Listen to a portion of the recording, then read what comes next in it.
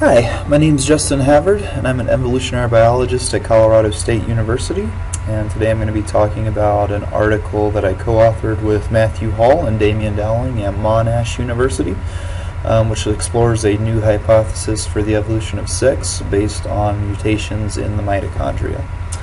So sex is an evolutionary mystery that's puzzled some of the greatest minds in the field, and the reason that it's so mystifying is because sexually reproducing organisms, like these shrimp, should be outcompeted by asexually reproducing organisms, because asexually reproducing organisms can essentially reproduce more offspring.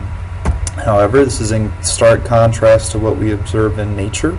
All eukaryotes, which include multicellular plants and animals, either undergo sexual reproduction or had common ancestors that recently underwent sexual reproduction. So sex is a basal feature of eukaryotes.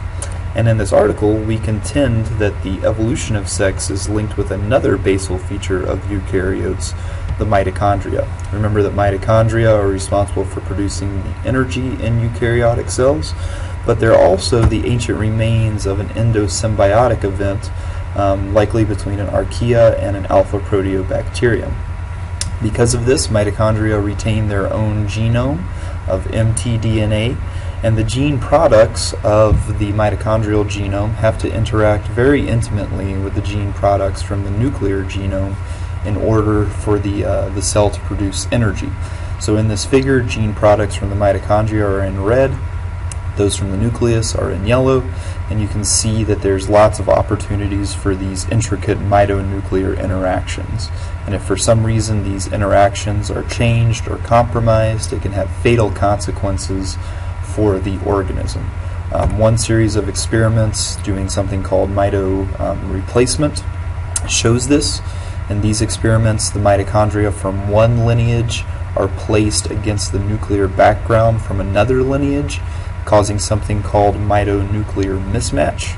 And in animals that show this mitonuclear mismatch, including mammals, insects, etc., we see things like decreased fitness, metabolic inefficiency, as well as death.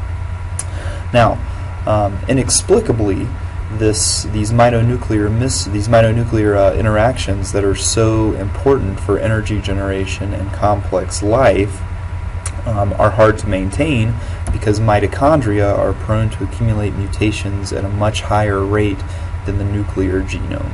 This is because of evolutionary constraints on the mitochondria, such as uniparental inheritance, a faster mutation rate, smaller effective population size, but this can lead to those mitonuclear mismatches, which can have fatal consequences for the developing cell.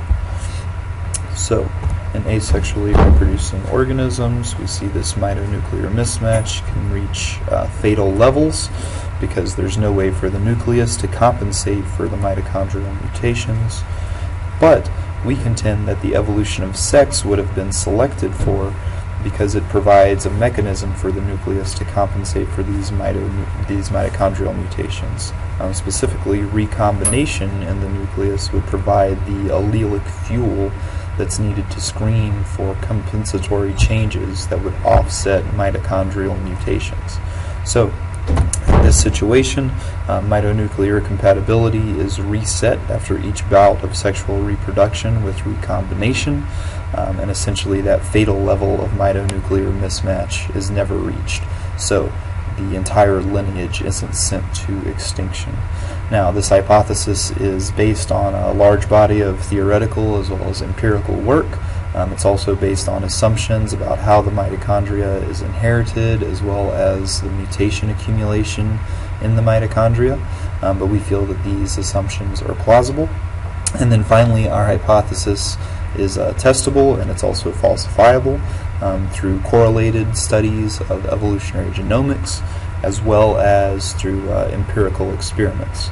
And one such experiment that we think is really interesting would be to evaluate the prediction that in species that reproduce facultatively through sex, so species that can reproduce both sexually and asexually, in these species where they have good mitonuclear match, so the blue on blue here in these Daphnia, These guys should reproduce mainly through asexual reproduction because they can produce more offspring. But if we introduce mitonuclear mismatch through mitochondrial replacement, that should prompt more sexual reproduction in an effort to offset mitonuclear mismatch. Again, this is a prediction that can be evaluated that would test this hypothesis. So if you're interested in this hypothesis, we urge you to read the paper and evaluate it for yourself.